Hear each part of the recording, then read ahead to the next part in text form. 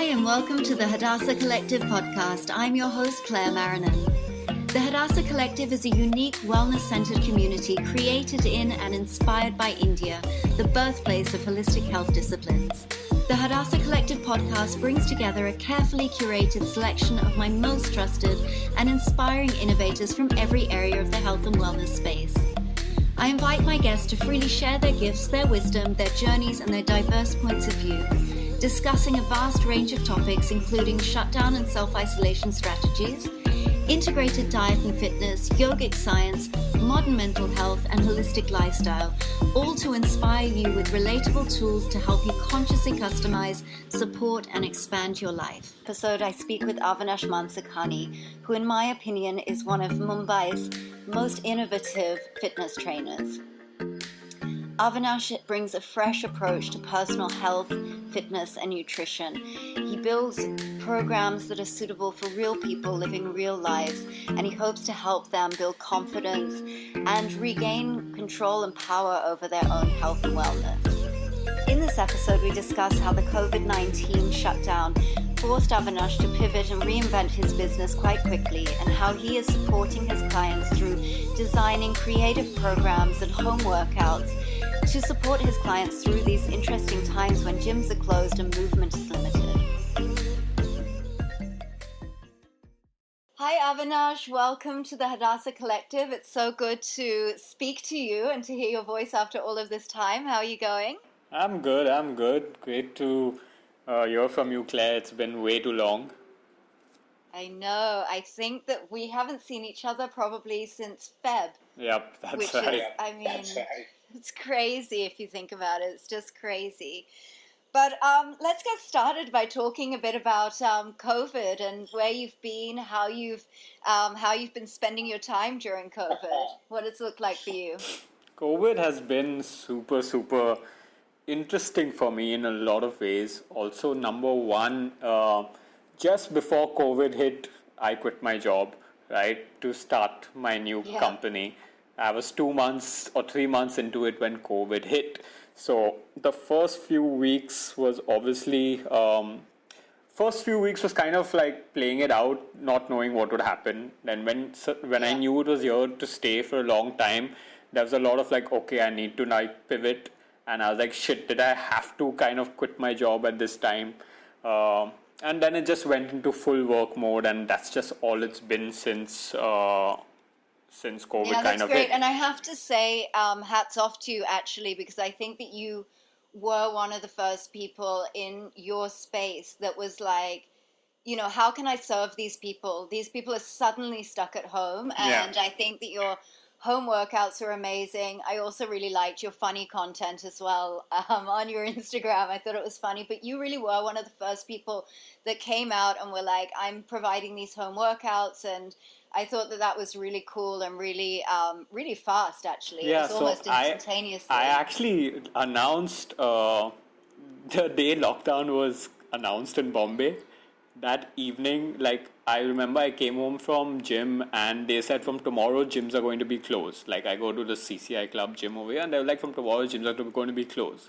So I went through all my Instagram all my Instagram posts, added them all to my highlights, all of the workouts that were body weight. Yeah. And I was like, hey guys, y'all are going to be stuck at home for the next 2 weeks. Follow these 10 body weight workouts and just highlighted them. And suddenly, over the next 2-3 days, that traction just kept going on, and people were asking me questions and blah, blah, blah. So 3 days or 4 days into it, I launched my online program.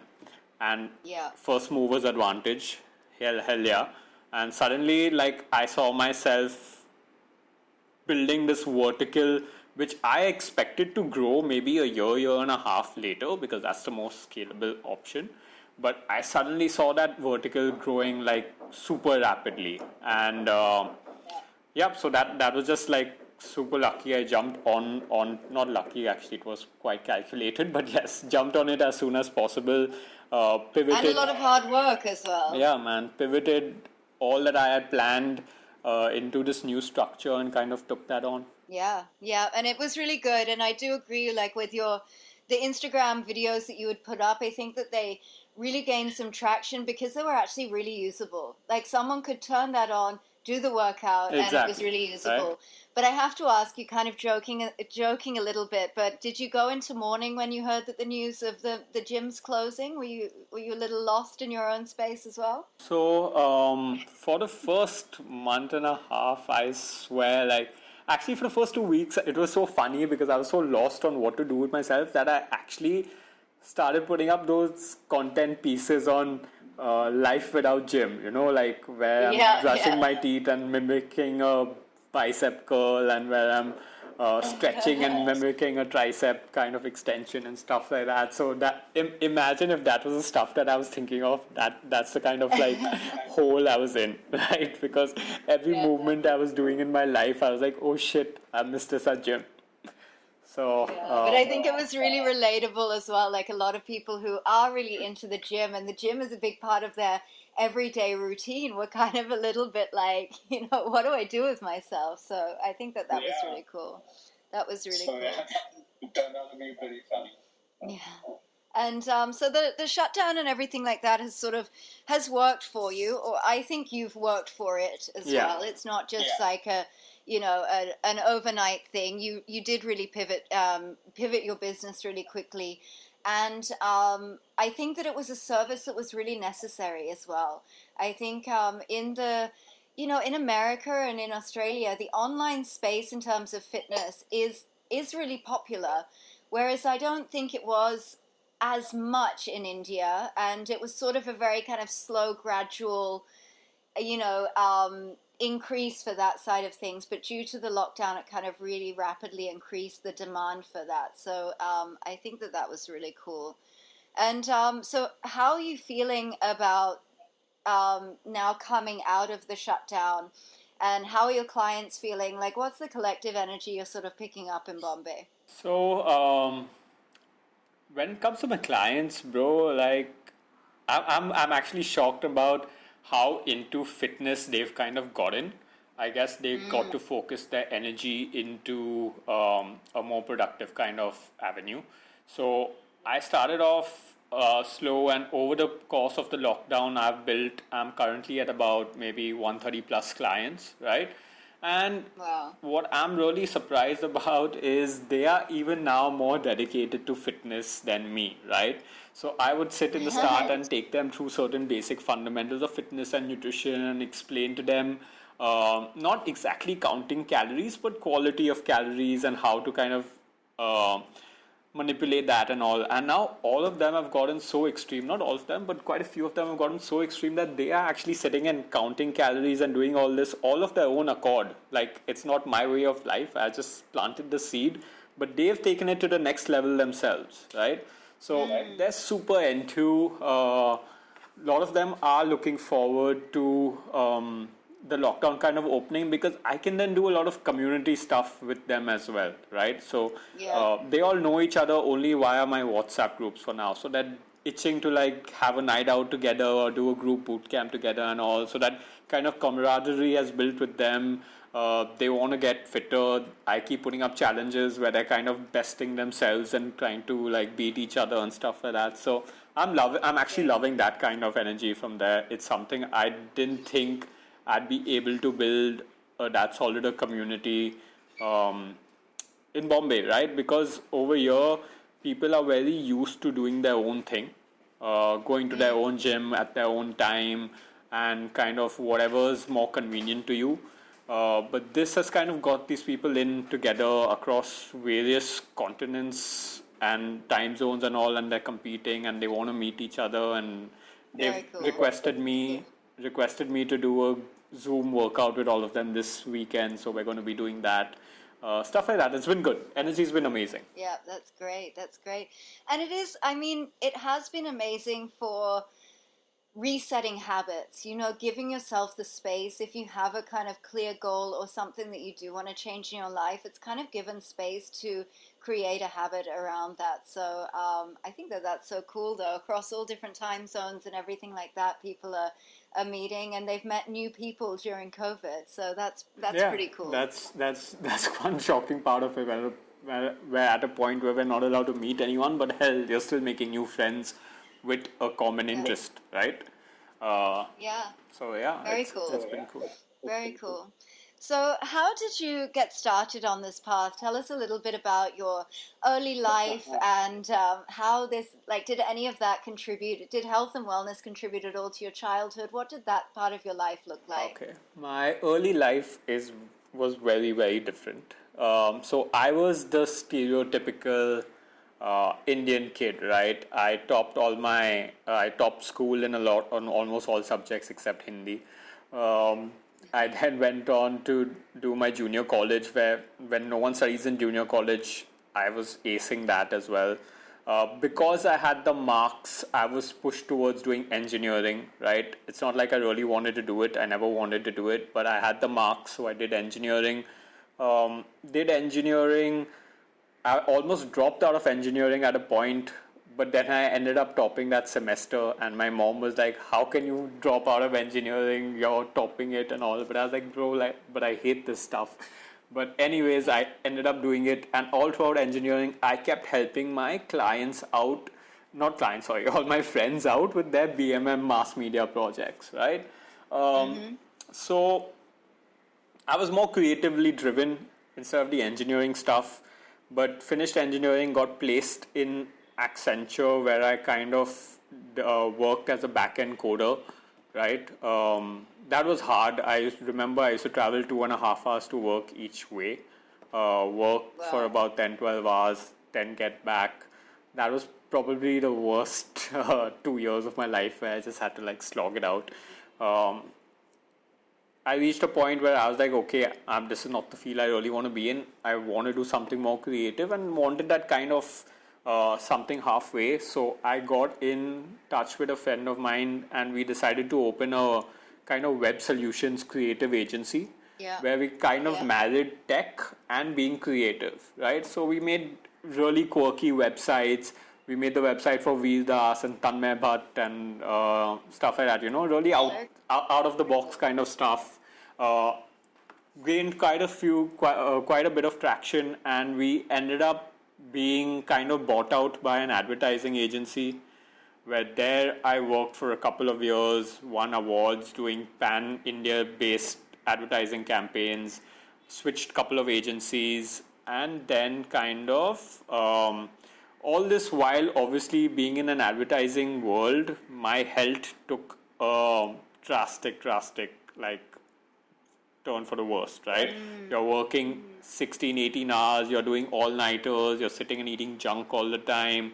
I had put on a lot of weight. I was anyways always a fat kid. After school, I had dropped 25 kgs really badly, and now I'd put on all that back and much more, right? So I was at about 28, 29 with my health really dropping, doing well with my career, but I kind of decided at that point that, hey, I gave myself a challenge. I was like, hey, by the time I'm 30, I want to be ripped, right? But this time I didn't want to like do it the bad way I'd done it before without knowing anything. So I started researching.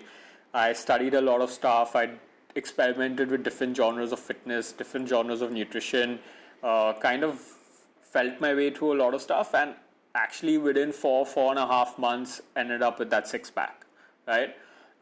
So now I was kind of addicted to the process. So I started blogging about fitness, and I took friends on. I took a friend who was overweight. I took a friend who was underweight, got them to their goals. I took a girl who was in the middle who wanted to kind of just get ripped but was already pretty skinny. So basically experimented with different like body types and started kind of molding them or whatever, sculpting them to their goals. And started just doing this on the side. There came a point where a company wanted to launch in India. They were a fitness tech company. They got in touch with me via Instagram to model for their launch. So I went to model for their launch, and while somebody else was shooting, like another model was shooting, I was sitting over there talking to the launch manager and the vice president, and basically kind of telling them, okay, if you're launching in India, these are the kind of, this is where you should put your money in, this is how much you should spend on online, spend on offline, because digital marketing was my thing at that point, right? So I was like, okay, this is where you should, this is what your CPC should be, blah, blah, blah. And these are the studios you should get in touch with, because I was part of the fitness kind of sphere as well. So I had these conversations. I remember we went out for drink, had a great time. And then a month later, they were like, "Listen, you seem perfect for this job. Do you want to be a general manager?" So I Amazing. I quit my advertising life, jumped into the fitness sphere. I was still kind of doing creative tech and marketing, but at least it was in the sphere I kind of enjoyed, right? Was there for about a year or two. While this was happening, obviously got to study the fitness industry in India inside out. Understood what was missing from it, where people were going wrong, what was the miscommunication and education that was being put out, which was actually taking people on the wrong path or the wrong approach to fitness. And it just came a point where last November, I just reached that tipping point and I was like, okay, I want to do this full time. Fitness is my passion. I want to make it my profession now. And I pulled the plug and I just jumped into it, and that's what's brought me here to start Fight the Sunrise. Amazing. And you know what, I do, let's talk about your approach to fitness, because I do think that this is where you stand out, and your approach is quite different. You're not about depriving yourself in terms of diet, and you're not about going crazy. I mean, you don't even have to do burpees if you really don't want them, because no one could ever make me do burpees. But I hate them. But if you want to, then you can, obviously, if you're some crazy sick person that really enjoys that. But I love dishing them I out. really like your approach to fitness in that way, that it really is about a lifestyle. It is about an approach that's for real people who live real lives. Right. So tell us a little bit about your perspective and how you come at that. Basically, considering I have kind of been in all situations where I was overweight, I was overworked, I didn't have time to work out, and I wanted to lose weight, and I kind of experimented with everything. I kind of reached a point where, okay, I found this kind of sweet spot, or not sweet spot, but basically a balance of life is where you enjoy the fitness part of it and you enjoy a healthy relationship with food. Once you get that healthy relationship with food in check, you do not have to deprive yourself of anything. You just have to keep in check quantities of what you're eating, right? So with my clients, they're allowed carbs, they're allowed sugars, they're allowed alcohol, they're allowed anything, man. There's nothing I deprive them of at all. I just program their workouts according to their body types, and I give them kind of portions in which to stay in control on what they're eating, right? I teach them how to manipulate the carbs to work for them, how to manipulate sugars to work for you, how to manipulate any kind of thing that you want to eat. You can make it work for you in a different way. Yes, you may lose out or compromise on nutrients and all once in a while, but that's okay. This is normal. This is life that we have to lead. The people who I'm dealing with are not athletes or actors who need to be ripped 24/7, right? These guys want to get healthier slowly and get fitter. And there's this very easy way to do that without devoiding yourself of anything that you enjoy. Yeah, I think that's a different thing as well in the fitness industry as well, is that there are a lot of programs out there that sort of program people to be dependent forever. And so I like that you kind of graduate people out and you empower people to sort of take control themselves and understand their bodies themselves. I think that that's really powerful as well. Avinash, tell me about your approach. Let's talk about that, because I think that your approach is very interesting with regards to fitness and nutrition, and I think it's something that really differentiates you in the industry, because what I love about your program and your approach to fitness is it's not about depriving yourself in terms of diet, and it's also not about killing yourself with really extreme exercise routines that people are not going to stick to. So let's talk a little bit about that and how you sort of came to that approach. Right. It's really about real people, I think, living real lives, and that's what I really like about it. Exactly, right? So the whole thing is with my approach about nutrition is because I made all the mistakes myself, right? The whole point about getting fit and with health and nutrition is to lead a very sustainable life, right? I stopped believing in these short-term solutions and stuff like that. So with my clients, I kind of teach them how to live a balanced lifestyle, how to develop a good relationship with food. I do not let them deprive themselves of anything. They're allowed carbs, they're allowed sugar, they're allowed alcohol, they're allowed to eat at any time in the day. I don't believe in kind of timings when it comes to that as well, right? So I teach them how to kind of manipulate the carbs, manipulate the sugar to kind of help them to achieve what they want. At the end of the day, none of my clients are athletes or maybe actors who need to be ripped or at a really low body fat percentage, maybe like 24/7, right? They're all just working to get healthier and fitter, and then that's it. So that's kind of why I tailor them towards. I teach them how to fuel their body using different foods, and the whole point of the way I work is after about 5 to 6 months, you shouldn't need me. You should understand your body so well and have such a great relationship with food where if you want to eat that pizza, you know how to compensate for it or how to work out to compensate for it in the next meal, or you realize, okay, I've eaten these many carbs in this meal, maybe I can eat less in the next meal, or any other way, right? So I kind of teach them how to deal with a lot of things, and I'm so happy because I've kind of reached that place where 5 to 6 of my clients have reached that 6 month mark, 5 month, 6 month mark, where they don't need me anymore to sit and kind of teach them how to eat anymore. They know their body, they know what goes into their body, they know how it fuels them, how they feel after they eat different kind of foods, and kind of deal with it themselves. The only thing they do come to me now for is to program a workout if at all need be,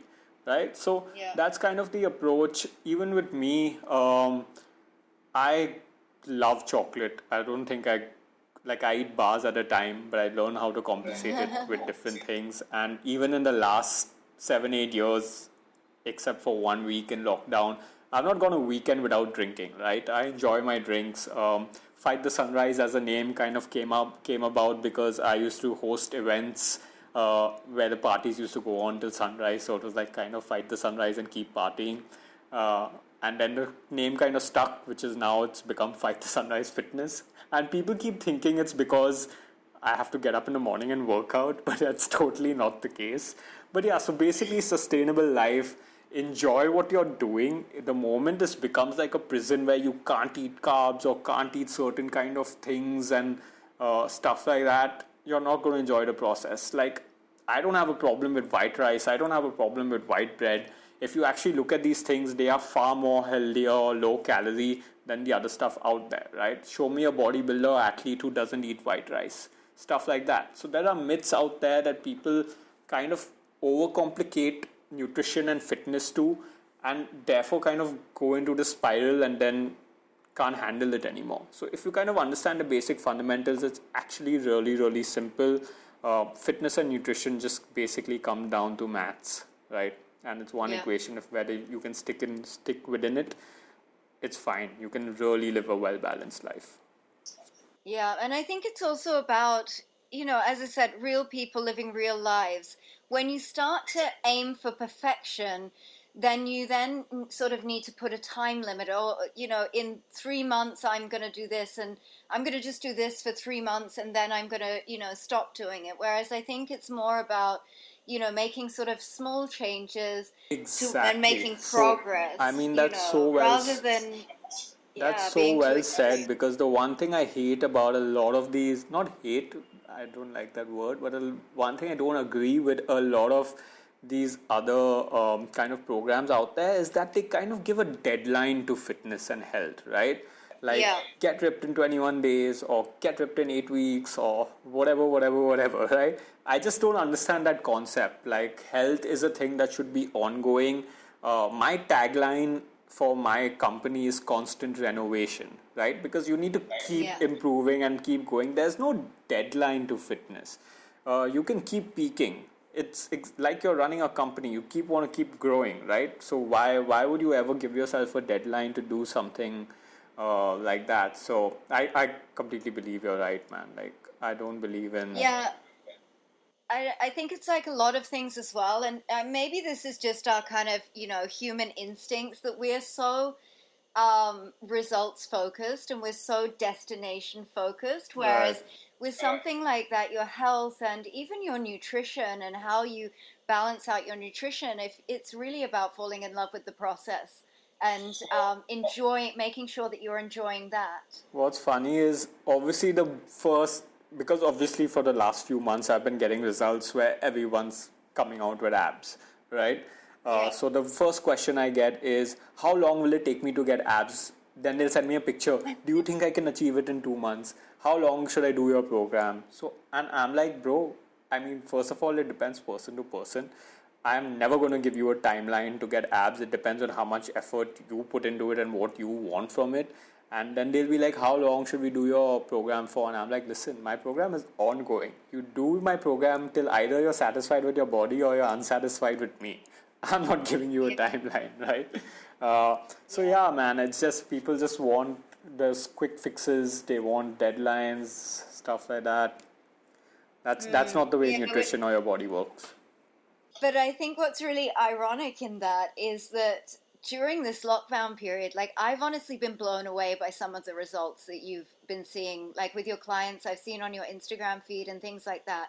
The results that they've been achieving are phenomenal, and so and again, that's a kind of testament to the process and the focus of these like small realignments can get you really amazing results. So exactly. I mean, think I've been kind great. of blown away. I mean, I've actually basically put up not even 10% of the other results that are out there, only because every time I put up a result, I get an influx of clients and I can't handle those people more, so I'm kind of want to space them out. But these guys have been amazing, man. Like, obviously, I'm just guiding them. The work is coming from them.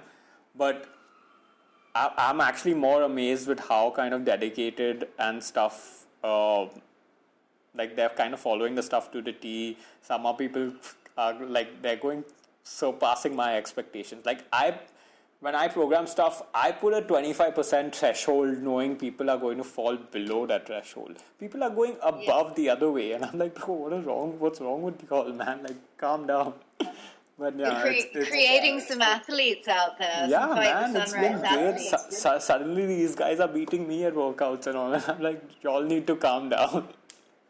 Yeah, I think it's also a really healthy approach to provide education, and with the means and the intention that people can eventually empower themselves and guide themselves. They know their body so well that they actually don't need you. I think that's something that's quite different in the fitness industry as well. A lot of programs and things, want you to become dependent on them and that sort of thing. So I think it's really cool, and I also think it's great when people kind of graduate out, and I think that you're going to start to see this within your community, is that people are going to graduate out, and within that community, your group classes, your Facebook groups, your WhatsApp groups and everything, you're going to have like inbuilt encouragers and trainers that have already kind of understood the concept. I mean, it's already on the way happening, right? So people who have kind of surpassed what they wanted to achieve and now know the stuff, I'm now putting them in charge of maybe certain clusters, right?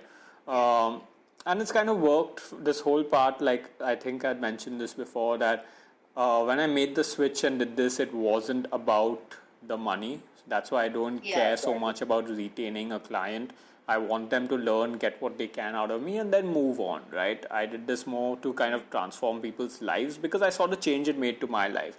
Made me more confident that doing certain workouts which just test you so mentally, that you realize, okay, if I can do this and break it up into this, I can kind of achieve everything. This has actually come to me, not from me, but from my clients, where 2-3 of them have told me, like, bro, after doing your workouts and spending some time under your program, my outlook towards life and challenges have changed, right? I now know how to break up a certain task into smaller tasks, achieve that task, then go on to the next stage, which is kind of the way I teach them to do workouts, which are maybe too daunting, right?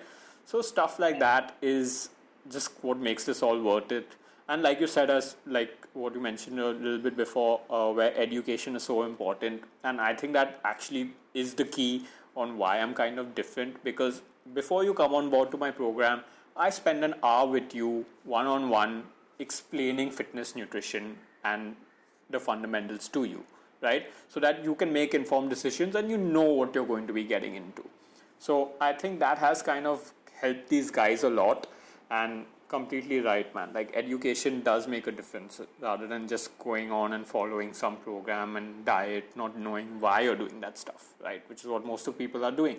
They'll go to one nutritionist, get a whole bunch of things, just eat that every day for lunch, dinner, and whatever. Go to another guy who'll program his workouts, and then not understanding why they're doing those things, which I believe is what is really important. Yeah, absolutely, absolutely. So, because I know you, I kind of know that your mentality with regards to fitness and your own fitness is, could I say that your workouts is sort of a form of moving meditation for you? That's where you find your kind of groundedness and connectedness? I've actually, I guess you're right. It's been my release. It's been my way of just spending time with myself, getting my thoughts together. I cut out everything else. Like I said before, for the last 12 years or whatever of my life where I was in that corporate kind of scene, last 4 of those 8 years were really, I was never happy in that whole corporate sphere. I was just doing it because I was good at it, and workout kind of became my release and the way I kind of dealt with everything. And it's continued to be so, man. Like, it just brings me that peace. I look forward to it.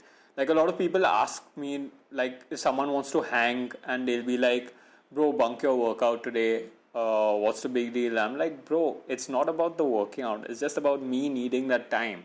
And Yeah. it's something I want to do for myself. It's got nothing to do with, okay, I know I'm not going to lose a muscle if I don't work out, or I'll lose some gains if I don't work out for 2-3 days. I know that's not going to happen, but I do it because I love that 1.5 hour I get to myself over there. And just, Yeah, it that's is. your So time. yeah, it's my time. It's Yeah, my and I happy, mean, I it's my can happy relate place. to that because before I was ever into meditation, like running was my first, feeling of that, Right. of that space and that time to yourself. So I totally relate to that. And moving off that into, have there been any sort of rock bottom moments in your life, and that you feel have shaped your path, and that any of these kind of wellness modalities or working out have helped you come through and helped you navigate? Uh, I've not had really super hard rock bottoms. There were more kind of rock bottoms I put myself into mentally, because of Yeah. not being happy in what I'm doing. I always had this anxiousness of what am I doing with my life? Where is this going? I'm not just I used to never have like that job satisfaction in terms of, I was always like, what's next. I'm not happy. And like I said, just working out helped me through all that.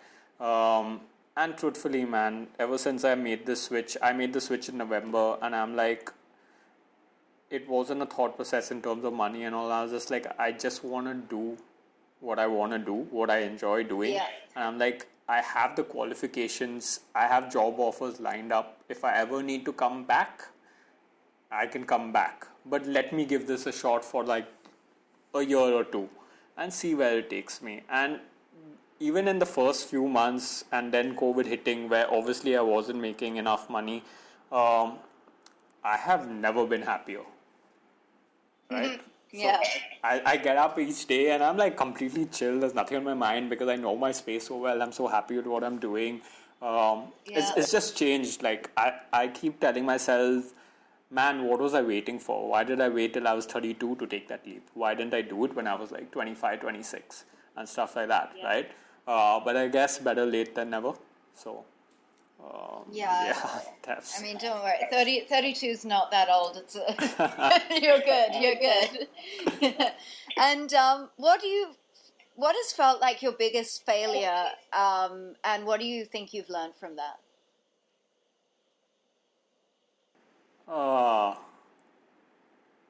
I don't know. Maybe really. just that, actually, that you waited. You allowed yourself to stay I in just fear and think something my you were biggest happy. failure was not realizing what I was doing. I was just following societal norms and doing stuff because I was good at it, right? which is so sad because I know of so many other people who are still in that situation who just haven't taken that leap of faith, to put it in a better way. Though to be fair, it was very calculated, a calculated leap of faith with me. I did do enough research in the industry. I did know where I was getting into. I knew that, hey, even if I made this much, I would still be able to live my life comfortably. So it was a calculated leap of faith, but I mean, I just wish I had done it earlier in life. Yeah. I think actually something else you touched on earlier that really made me a little sad, or it made me think of, what a lot of kids go through, even when I was at university and stuff like that, is in choosing, when you look back at your university time, I think, wow, how fun would it be, like you can choose anything you want to do, you can study anything that's really interesting for you, but when you're in that moment in life, it feels so pressurized that your entire existence hangs on that choice and that moment. And so even for you were like, oh, I didn't like engineering, but I had the grades for it, so I shouldn't waste that opportunity, even though it wasn't, it wasn't something that was lighting you up at all. And I keep thinking, like when I got suddenly fit, I remember I went to Phuket to train, and I was training with kind of athletes all over the world, and I was older than all of them, and I was beating them at workouts.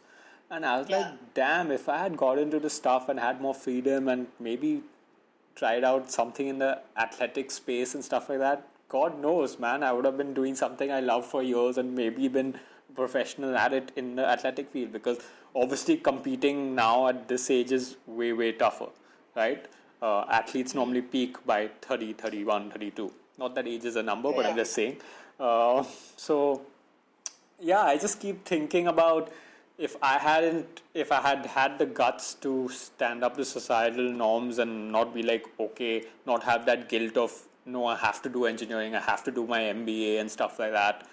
I guess that, I don't know if that counts as a failure, but it was more. I don't think it's a failure, thought. but I think it's definitely something that you learned. And what has your greatest success been so far, and what have you learned from that? I think my greatest success, hopefully, is yet to come. I don't want to define something as being my peak point, because I'm hoping the peak is yet to come. But I've been happy so far with the stuff I've done. I've always seen myself more as a jack of all trades kind of scene, where I do pretty well in the stuff I'm doing. Now I'm hoping fitness is where I have that peak. Let's have this question in a few years. Yeah, okay, done. And so describe in more detail your services and your programs. What does it look like to join the Fight the Sunrise community and get onto one of your programs? What can people expect? Right. So basically currently I've put my website and everything on hold. So if you want to contact me and you're interested in getting onto the program, I'm just an Instagram DM away on fight.the.sunrise. How it works is basically once you get in touch with me, I book an induction spot for you. Through that on that induction slot, I will, like I explained, take you through certain fundamentals and basics of fitness, nutrition, your body, why you're going to be doing what you're going to be doing, how to manipulate carbs, how to manipulate sugar, how to manipulate alcohol, how to manipulate ordering from out. I will then take you through certain myths and facts that people are kind of getting wrong, and where people going wrong, or people normally do go wrong. We then get into deep dive more into the exercise part of it and understanding your body. I will go and spend some time understanding your goals, injuries, allergies, lifestyle, stuff like that. And then I kind of chalk out a plan for you, which you get access to via an app. Of course, I'm always available. Except for Sundays, you can kind of message me anytime and I'll respond to you. And then we do a review about 3.5 weeks later, understand what went right, what went wrong, and then I tweak for the next month. So that's kind of how it works as of now. That's the online kind of vertical. There will be certain fun things coming up, and I have 3-4 verticals planned post-COVID, which I will keep you all in the loop when it does start. Yeah, please do.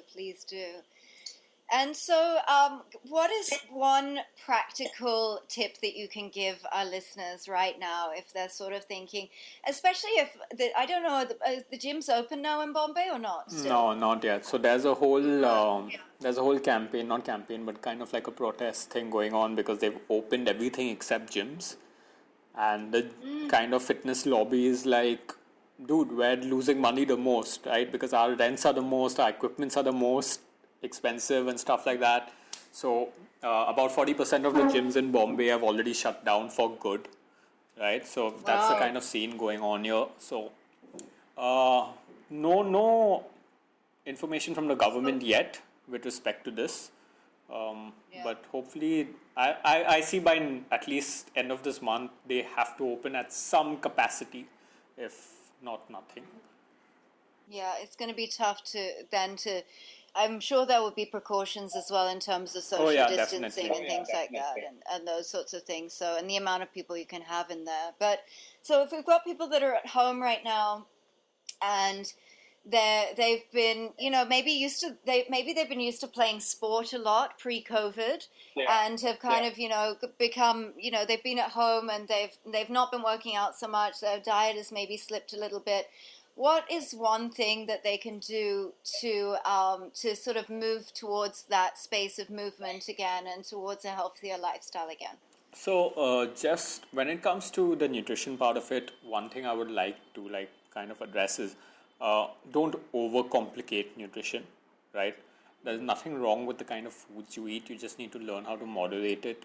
One thing you need to keep in mind is if fitness is kind of your goal, protein does become your key kind of aspect because everything then cascades from you getting enough protein. So as long as that's in place, don't overthink your carbs, don't overthink the fat that you're eating.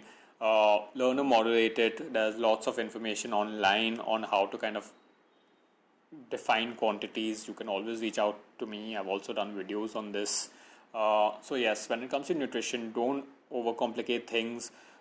Eat in moderation. Each meal of yours should have a good quantity of carbs, proteins, fats and vegetables, and you're good, right? A well-rounded meal will not make you be deficient in anything else.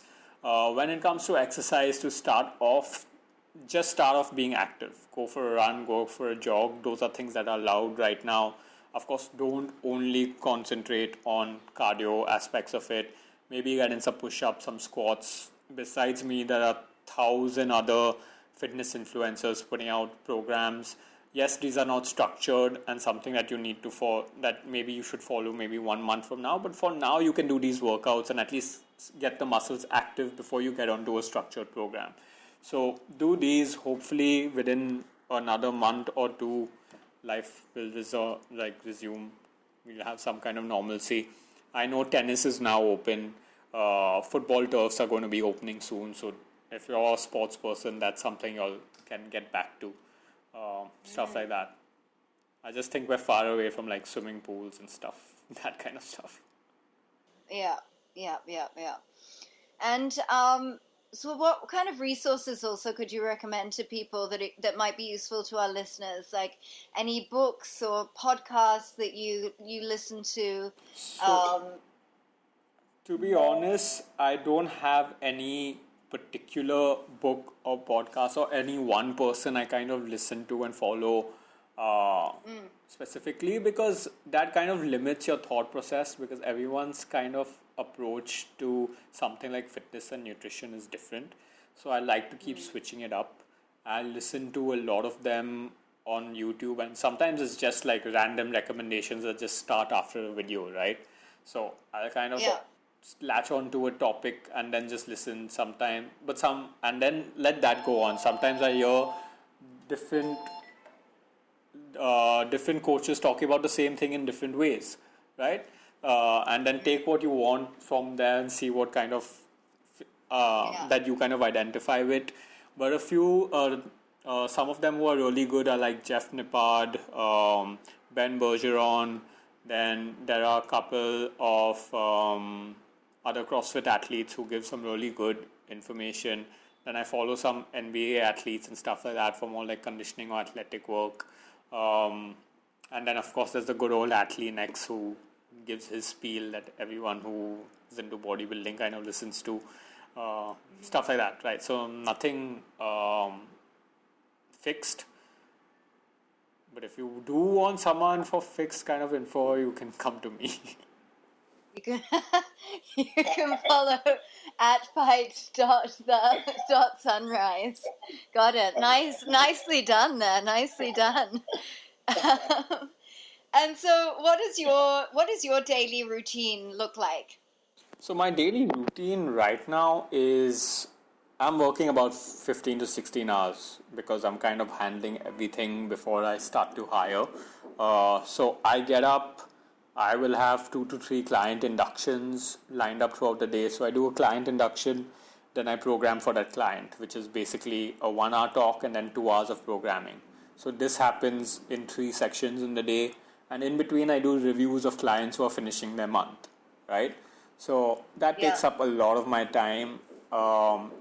My evenings, so I basically do that from like 10 to about 7 to 8:30 is me time where I work out. Then I have my dinner, and then I deal with my Canadian and US clients, which happen from say 10 p.m. till 12 p.m. or 1 a.m. So that's kind of my routine right now, which is why I have, that was for the not first 3 months, but basically May, June, July, when stuff got really hectic and FTS kind of took off. Now I've made it a point to take Saturdays, half of Saturday and Sundays off. So my clients now know that if they message me post 4 p.m. on Saturday, they're not getting a reply till Monday morning. Unless it's something about form or their workout. But questions like, how many calories does this have and should I eat it right now, are questions that won't be entertained Saturdays and Sundays. Right? So that's why I kind of draw the line now, because I just needed that time off to like chill, be hungover, relax. Be hungover. I think you have to have boundaries around things like. Otherwise, that's when work kind of becomes something that something that you once were so passionate about and you loved. When you don't have good boundaries, it becomes something that is, wears you down. And so I think that's really wise. That's a place I really don't want to reach with something like this. Absolutely. So I found it. So now, like, I've obviously cut down the number of clients I've taken on till I can hire and set up that whole vertical. Just so that I have more peace of mind and can service the ones who are with me properly as well, right? Yeah, absolutely. And so what's next for you? What new projects are you working on? So I have a lot of projects lined up which are going to be super exciting once COVID ends, if that lockdown does. And when it comes to retreats, I was looking at doing retreats in Phuket, retreats in Alibag. I had my first one, actually, that was to be launched on 15th March, but then lockdown happened on 13th, so that kind of got canned. I had my first Phuket retreat in Feb, which had to be called off because at that time Thailand was under lockdown. All these were verticals that I had actually planned to build credibility to set up the online vertical, but now because of COVID, it's going to be happening the other way around. So that's stuff that's happening. I did launch 3 weeks back a food vertical where I've tied up with a really famous restaurant over here, and we've launched a healthy menu, right? It's not a healthy menu, it's a low-cal menu. So you're getting your pizzas, you're getting your burgers, you're getting your risottos, you're getting everything like gooey chocolate cake and stuff like that, all under like 500 calories. So go ahead and eat it as a normal meal, right? So enjoy your food, get that balance. I'm serving you your taste, I'm serving you your protein, and I'm playing with the calories and fats in such a way that you're still under 500 calories for that meal. So I've sat and curated all that, and that's kind of taken off very well in South Bombay. We were just looking at the numbers. And how can people order that? So if you go, it's called Eat Right Chef. If you go to my Instagram profile and click on the link in my bio, you will land on that page. And there's a coupon code there as well for you all to get 15% off. So that's always good. Fantastic. Now, is there, before we finish up, is there anything else that you would really love to share that I haven't asked you about and that I haven't covered?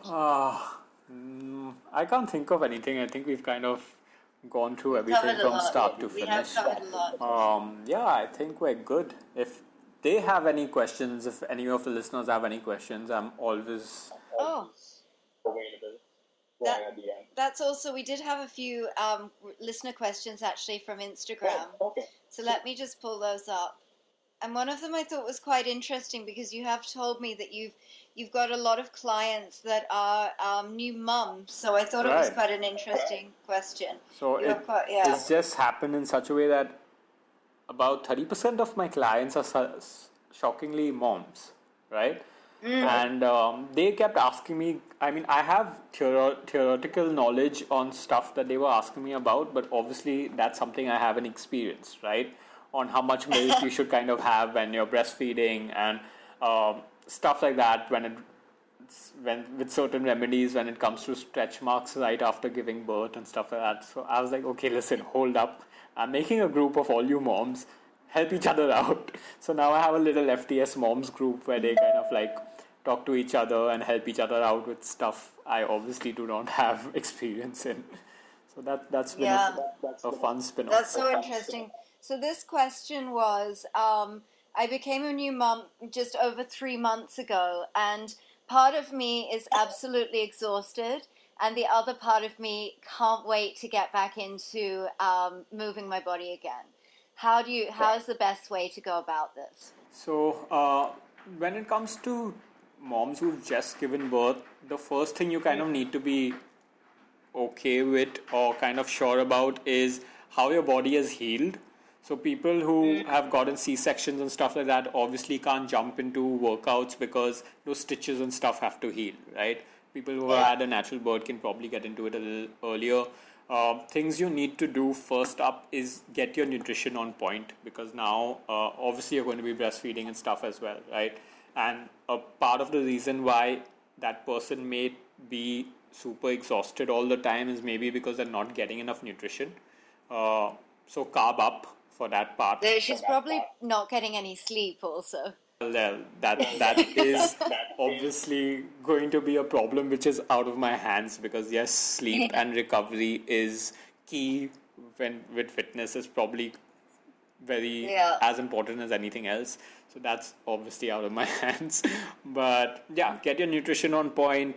When it comes to workouts, if she used to work out before and her forms are good, she can get right back into it. There's absolutely nothing. The one thing I've kind of seen which has shocked me the most is the moms are actually my best clients because they are so hell-bent on getting their old bodies back that they're on it. They will not cheat. They'll be super disciplined. They'll do their work. They'll do their workouts and they want it. They'll take out the time. Like even new moms are suddenly like making sure they take out that 1 hour. They'll get up in the morning at like 5 or 4 a.m. before their kids kind of get up and start crying and get in the workout. So, I mean, if there's a will, there's a way.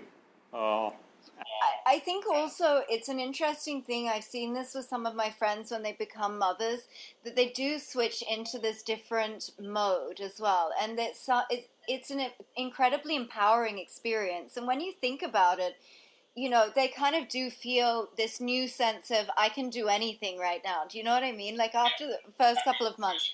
And it makes sense. They just birthed a new life into the world. So, you know, it's quite an empowering experience. So I can see that drive and determination and that willpower there as well.